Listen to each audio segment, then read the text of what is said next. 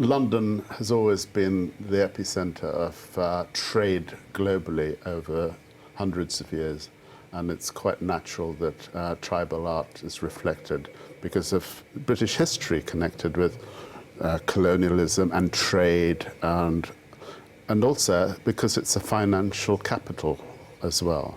And where the money is where the art is. Or is it the other way around?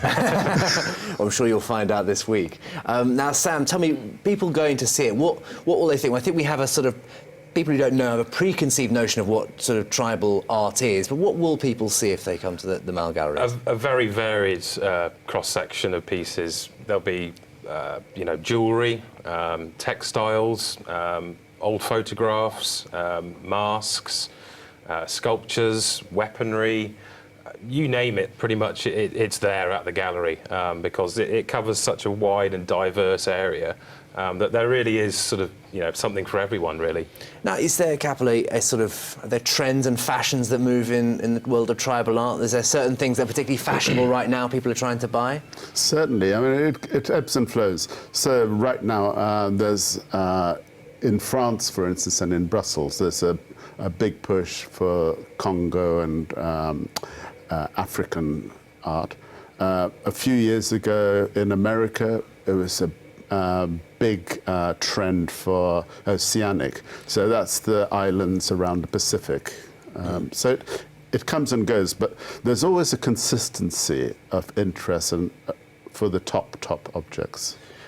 You mentioned Oceanic there. I understand that's one of your interests, Sam. Tell me, what fascinates you about Oceanic and Aboriginal and Polynesian art? Well, as a child, my father used to allow me to handle things. The more sort of traditional antiques were sort of locked away, so I couldn't get my hands on them. But things like boomerangs, he would come back with, and I'd sort of run around the garden throwing them around, trying to hone my skills and things like that.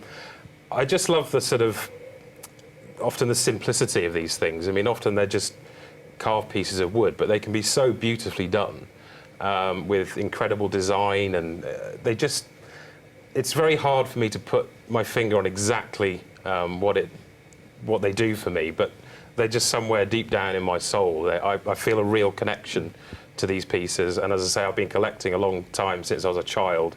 And I just love what I do. It's fantastic, and I'm really privileged to be exhibiting today at Tribal Art London. I can't wait for the doors to open.